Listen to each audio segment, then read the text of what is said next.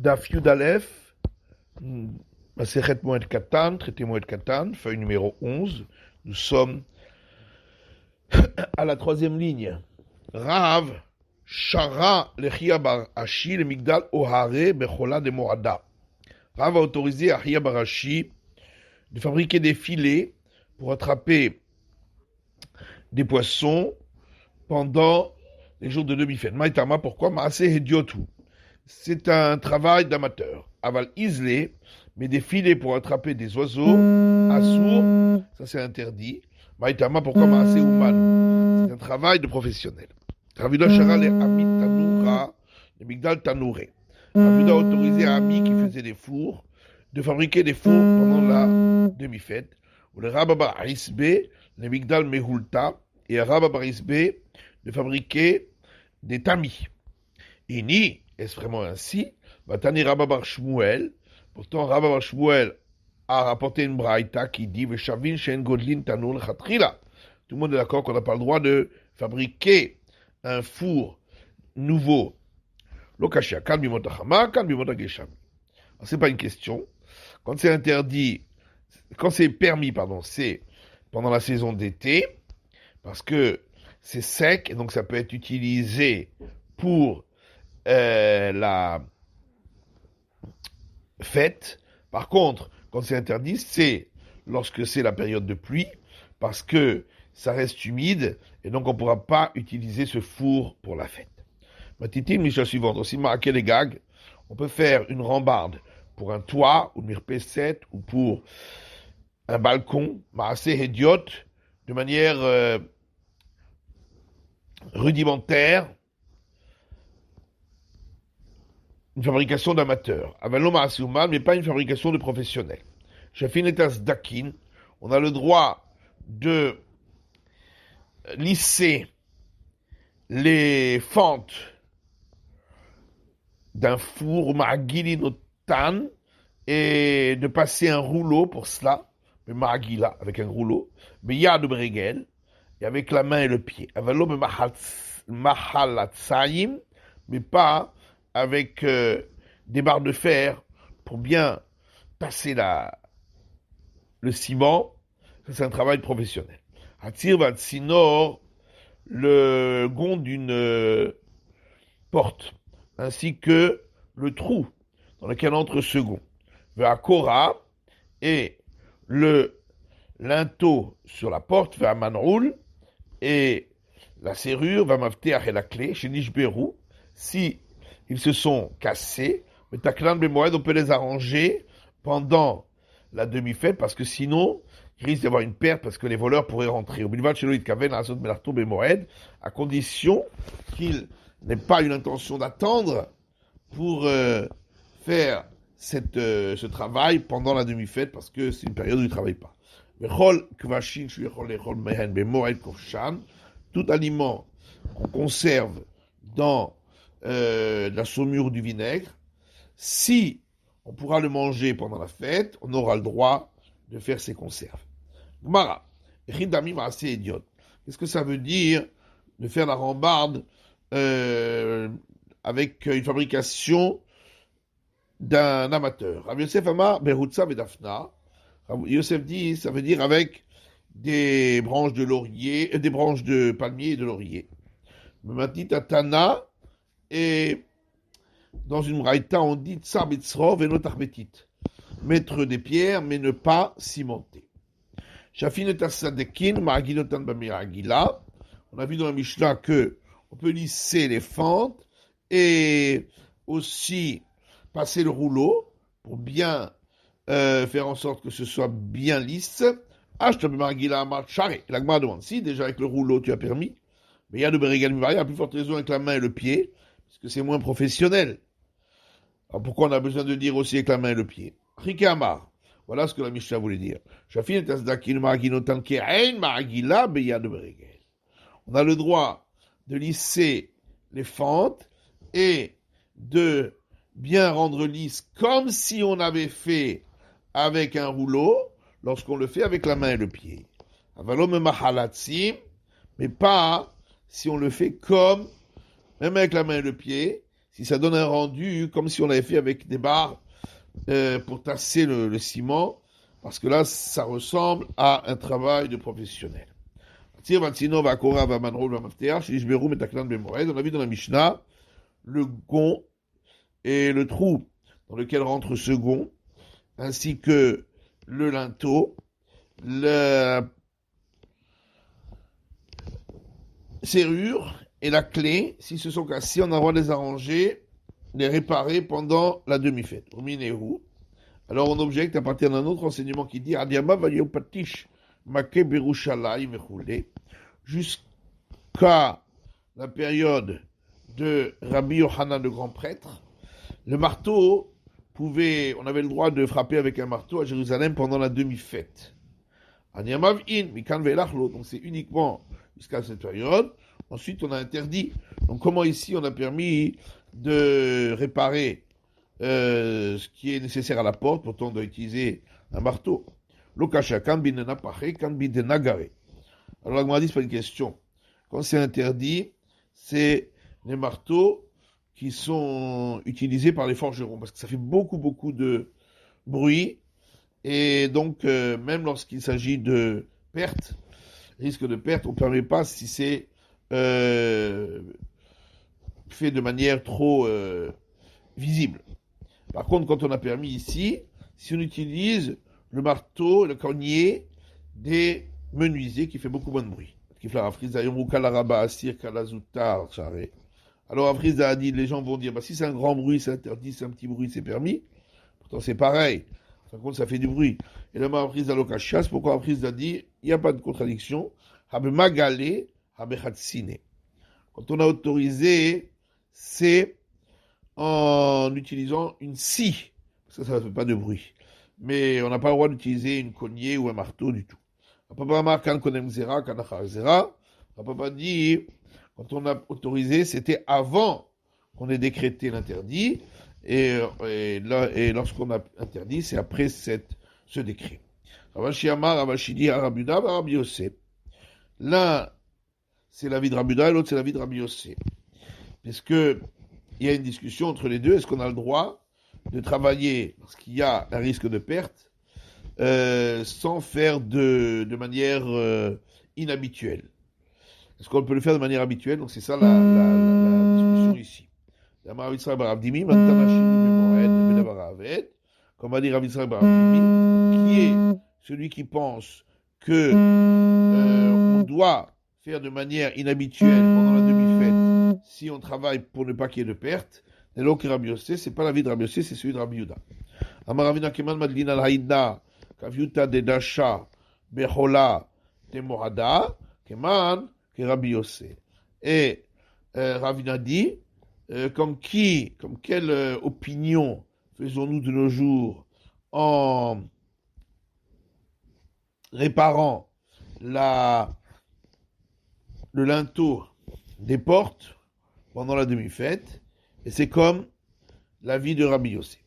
On a dit dans la Mishnah que des conserves, si on peut les manger pendant la demi-fête, à ce moment-là, c'est permis, et sinon c'est interdit. Badiuta, les Vaé Kavaré, le fleuve de l'Evaé est sorti de son lit, et il y a eu plein de poissons qui étaient donc dans un plan d'eau.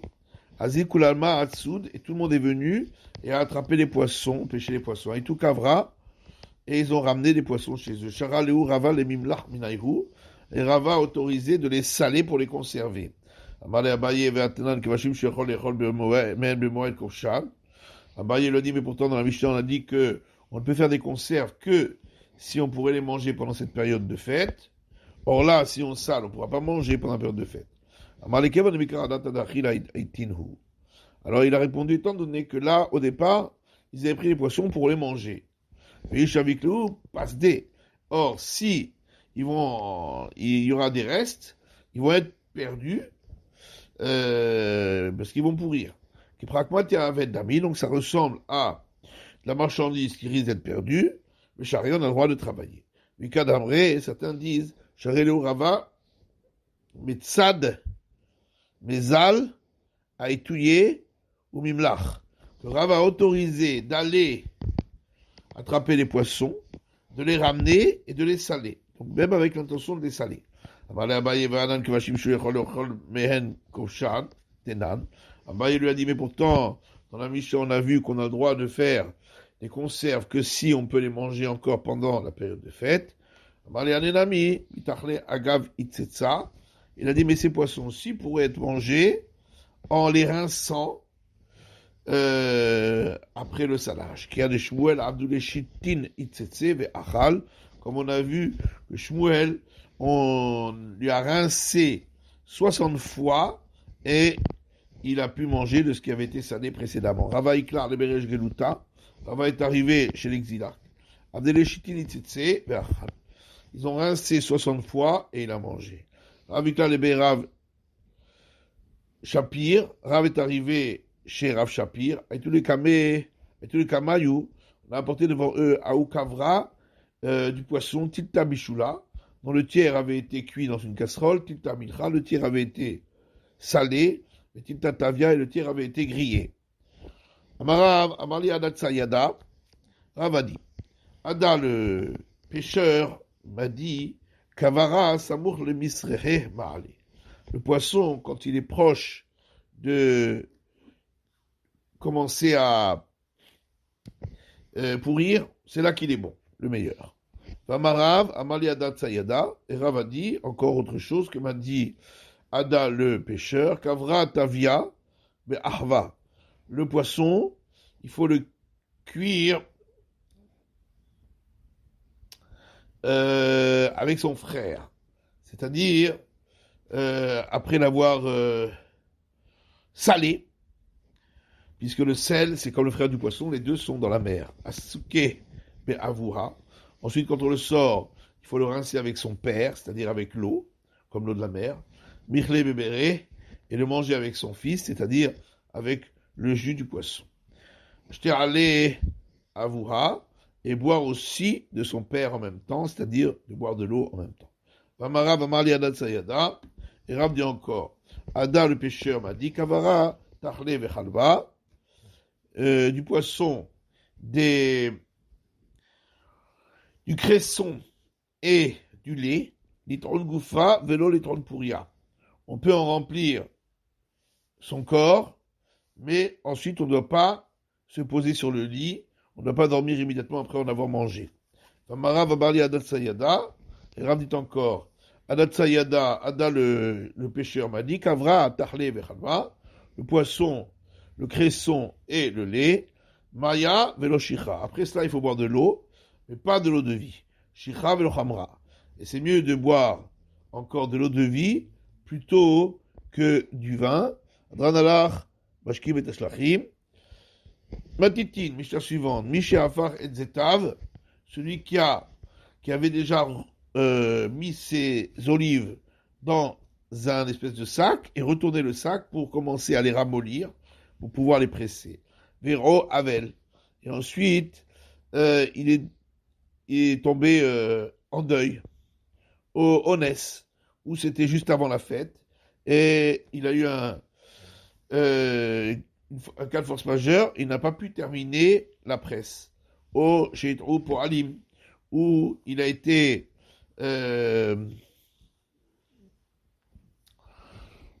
trompé par ses employés qui devaient venir pour presser les olives et qui ne sont pas venus.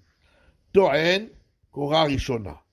Puisque sinon, si on ne commence pas la presse, ça risque d'être perdu. Eh bien, il aura le droit de poser la première poutre pour presser les olives. Manicha la Moed, et il la laisse jusqu'après la demi-fête, jusqu'après la fête. D'hiver Rabuda, c'est l'avis de Rabuda qui dit que même en cas de souci de perte, il faut faire quand même de manière un peu différente, comme ici, où il met que la première poutre. Rabbi Yossi Omer, Zolev, Vegomer, Vegav, Kelako. Rabbi Yossi dit, il presse complètement, pour faire sortir complètement l'huile, et ensuite il referme la cuve, ou les tonneaux d'huile, de manière habituelle. Gemara, Pata Be'avel, Vesiem Be'moed. La Mishnah a commencé par parler de celui qui est devenu endeuillé, et elle a terminé par parler de la demi-fête. Donc c'est une question. Rav Shisha Bere le Ravidi, Rav Shisha fils de Ravidi dit, Zotomeret, de là on voit, Dvarim Amutarim Be'moed, Asurim Me'evlo. Que ce qui est permis pour la demi-fête n'est pas permis pendant le jour de deuil. On ne permettra pas de travailler à l'endeuillé parce qu'il y aurait une perte. Ravashi Amar lo mibaria kama. Ravashi lui donne notre réponse et dit, la Mishnah veut dire non seulement no, mibaria bimevlo, non seulement pendant la période de deuil ce sera permis, midrabananu, parce que l'obligation de l'interdiction de travailler est un interdit d'ordre rabbinique. C'est pourquoi c'est permis. La file au mémorel, mais même les jours de demi-fête, ils sont menacham idoraïta, où l'interdiction de travailler trouve sa source dans des versets de la Torah elle-même, comme Seda, Charou, Rabbanan, malgré tout, en cas de risque de perte, nos sages ont autorisé. C'est-à-dire qu'il va être Rav Shisha Bere de Ravidi, il y a une raïta qui est un appui pour la première réponse, c'est de Rav Shisha Bere de Ravidi, et le Dvarim Arosim Naevel Beime Evlo. Voici ce qu'on fait pour l'endeuillé pendant ces jours de deuil. Zeta Vafuchim, si ces olives avaient déjà été retournées dans le sac et commencé à se ramollir, Toranin Lo, on a le droit de presser pour lui, mais lui-même n'a pas le droit de le faire. Le cas de la gouffe, ou s'il avait un jar qu'on devait fermer, reboucher, car sinon, ce qui est à l'intérieur pourrait devenir mauvais, ou faire sortir son lin du bassin où il était trempé, sinon il risque de pourrir, et la laine, la sortir de la casserole avec où se trouve la teinte pour teindre la laine. Tout ça c'est permis par d'autres personnes. Et on a le droit d'irriguer son champ lorsqu'arrive le moment où on doit le faire. Rabbi Yehuda Omer, Rabbi Yehuda dit Afzorino Sadinir, on a le droit également d'ensemencer pour lui son champ qu'il avait labouré, le Sadeh Ahmed et le Pishtan, et le champ qui était destiné pour du lin. Amulo ino tizara bebachir, tizara beafel. Les sages l'ont dit non, il n'y a pas de perte dans ce cas-là. Si on ne va pas l'ensemencer maintenant, tôt, on pourra l'ensemencer plus tard. Ino tizara pishtan. Et si on ne peut pas ensemencer du lin, parce que ça doit être fait juste après le labour, tizara minacher. On peut ensemencer d'autres espèces. Rabban Shimon Gamliel Omer, Rabban Shimon Gamliel dit, c'est avafuchim, ben shamouman et lahou. Si ces olives ont été retournées, ont commencé à ramollir, et il n'y a personne de professionnel pour les presser, à part lui. Cadeau la gouffe, ou s'il avait sa jarre qui devait être rebouchée, ben shamouman, il n'y a personne de professionnel pour le faire comme il faut, et lahou, à part lui. Pishtano la halot misra, ou son lin qui devait sortir du bassin où il trempait, Tsamro la halot binayura, ou sa laine pour la sortir de la casserole, Ven Shamouman de là où il n'y a pas d'autre professionnel que lui, il aura le droit de le faire lui-même, discrètement. Yeteral Kenam Rabban Shimon Gamliel, plus que ça encore à dire Rabban Shimon Gamliel, Imayauman le Rabim, si il était le seul professionnel pour le public, mais sa part ou balan les rabbim, ou si il était un coiffeur ou un chef d'établissement de bain qui servait pour le public, mais Garet Aregel, et on est juste avant la fête de pèlerinage, Ben Shamouman et Lahou, il n'y a personne d'autre pour le faire de manière professionnelle, on lui permettra parce que c'est nécessaire pour le public, pour la préparation de la fête. Harisin va Hakirin va Kablanim. Ceux qui reçoivent des terrains pour les travailler par le propriétaire, qui leur donne à travailler, et ils perçoivent comme salaire une partie, un pourcentage de la récolte. Ou bien ils reçoivent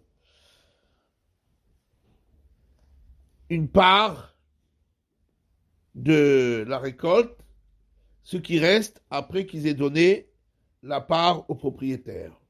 Ou si ils doivent payer au propriétaire une somme et eux gardent l'ensemble de la récolte.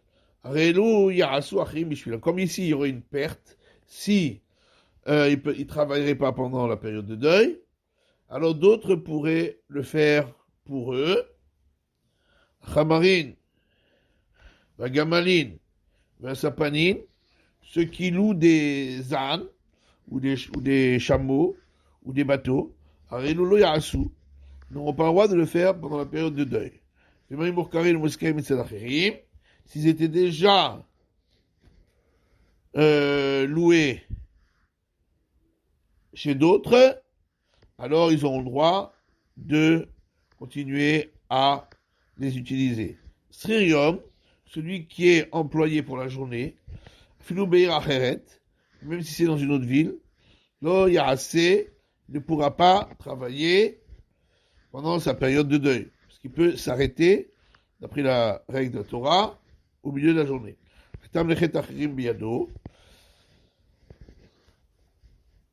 S'il avait un travail à faire pour d'autres, même si il était payé à la tâche, Lo Yaase, il ne devra pas le faire. Qu'est-ce que ça veut dire? Même s'il était payé à la tâche. Il n'y a plus votre raison quand c'est pas payé à la tâche. Au contraire, Kibolet, qui est d'idée d'amis. S'il est payé à la tâche, donc en vérité, le travail qu'il fait, c'est pour lui-même. Il n'est pas obligé de le faire à cette période-là. De toute façon, il est payé à la tâche. Et donc, c'est sûr que c'est interdit pendant sa période de deuil. Et là, ben Kibolet, ben Shena Kibolet, c'est. Seulement, on veut dire que ce soit s'il est payé à la tâche ou s'il n'est pas payé à la tâche, dans tous les cas, il ne pourra pas le faire. Si d'autres travaillaient pour lui, Bebeto lo yasu, pour ne pas continuer à le faire chez lui à la maison, Vaïtacher yasu, mais pour le faire dans une autre maison. Marion Béré des Ravin, Marion fils de Ravin, Omar Béré des Ravacha, et Mar fils de Ravacha, Béré des Rava, fils de Rava, Avalou ou Gamla, des Torah, Badadade. Ils avaient ensemble un attelage de bœufs. Chacun avait un bœuf. Et il est arrivé une mauvaise nouvelle à Rav, Amar, fils de Ravacha, fils de Rava, et il était donc endeuillé. Parce qu'il est gamelé, il a coupé le lien de l'attelage pour ne pas qu'on utilise son bœuf. Alors Ravashi a dit comment un grand homme comme Mar fils de Ravaba a fait une chose pareille. Alors, effectivement, à sa propre perte, il n'a pas tenu compte, mais pourquoi il n'a pas tenu compte de la perte de l'autre? Voilà, on a vu que si ils devaient travailler pour d'autres, si leurs animaux étaient loués par d'autres, eh bien on les laissera travailler. Où ça va, Adam Chashou Shane. Seulement lui pensait que lorsque c'est un homme important, c'est différent. C'est la fin de l'étude du Daf Yudalef de la feuille numéro 11.